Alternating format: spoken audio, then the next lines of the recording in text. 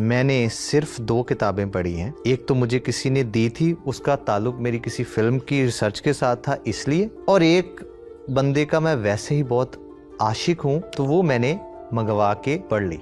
कौन? वो आप जानते नहीं होंगे, उनका नाम है सरदार महेंद्र सिंह रंधावा, MS रंधावा उनका नाम है।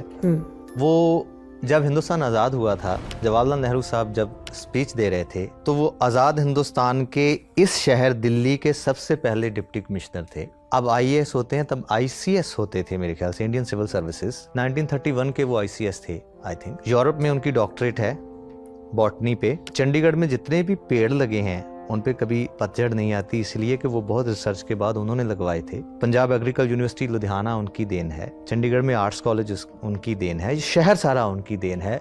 ग्रीन रेवोल्यूशन हिंदुस्तान का जो नॉर्थ इंडिया में उनकी देन है। ट्रैक्टर्स उनकी वजह से आए। जब बंटवारा हुआ हिंदुस्तान का तो ये जो हिजरत हुई इधर से उधर, ज़मीनी बंटवारा हुआ, फ़र्ज़ करिए कोई रावलपिंडी से उठ के मुक्तसर आया, कोई सरदार या हिंदू, तो उसकी जितनी ज़मीन वहाँ थी अगर नहर के पास है तो इधर वहाँ नहर के पास उतनी ही ज़मीन उसको देना। ये काम 1.5 साल 800 पटवारियों के साथ बैठ के जलंधर में उन्होंने किया।